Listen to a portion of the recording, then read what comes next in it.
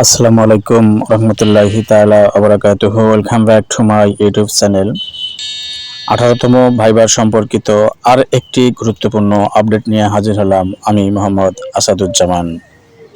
ষষ্ঠ ধাপ শেষে সপ্তম ধাপের জন্য কোন কোন বিষয়ে ভাইবা হতে পারে তা নিয়ে এই আপডেটটি। Okay, let me start the video. তবে ভিডিওটি শুরু করার পূর্বে কিছু কথা না বললেই নয়, তা হচ্ছে আমি গতকালকে একটি ভিডিও ছেড়েছিলাম যে সপ্তম ধাপের ভাইবা ডেট প্রকাশিত, আসলে তার জন্য আমি সরি। মূলত সেখানে সপ্তম ধাপ না হয়ে ষষ্ঠ ধাপ হবে বা হওয়ার কথা ছিল।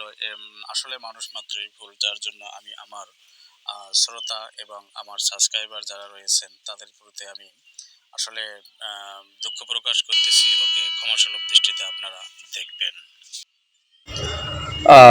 6 মার্চ 2025 তারিখ 18তম শিক্ষক নিবন্ধন এর ষষ্ঠ ধাপ পর্যন্ত ভাইবার মোট প্রার্থীর সংখ্যা এখানে দেয়া রয়েছে। 6 মার্চ পর্যন্ত মোট ভাইবা শেষ হবে 56,089 জনের। আর এছাড়াও স্কুল পর্যায়ের ভাইবা বাকি থাকবে। আমরা যদি মোট থেকে এই 56,089 জন বাদ দেই স্কুল পর্যায়ের, তাহলে 5,114 জনের।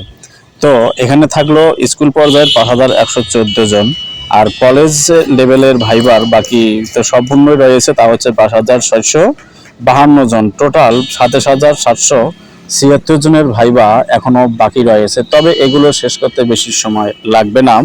তো 6 মার্চ 2025 পর অর্থাৎ যে ডেটটি পড়বে তাই সেই ডেটের মধ্যেই এই স্কুল পর্যায়ের ডেটটা পড়ে যাবে, প্লাস তারপরেই ওর সাথে সাথেই কলেজ লেভেলের ভাইবাটা ইনশাআল্লাহ শুরু হয়ে যাবে।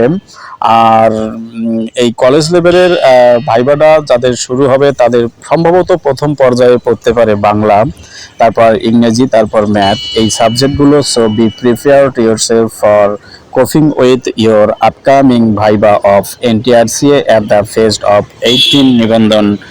ওকে, তবে ভিডিওটি শেষ করার পূর্বে আমি আপনাদেরকে বলতে চাই, যারা 18তম শিক্ষক নিবন্ধনের ক্যান্ডিডেট রয়েছেন, যারা এখনও আমার চ্যানেলটি সাবস্ক্রাইব করেননি, অবশ্যই আমার চ্যানেলটি সাবস্ক্রাইব করে আমার চ্যানেলের পাশে থাকবেন। পরবর্তী আপডেট আসার সাথে সাথে ইনশাআল্লাহ আপনারা পেয়ে যাবেন।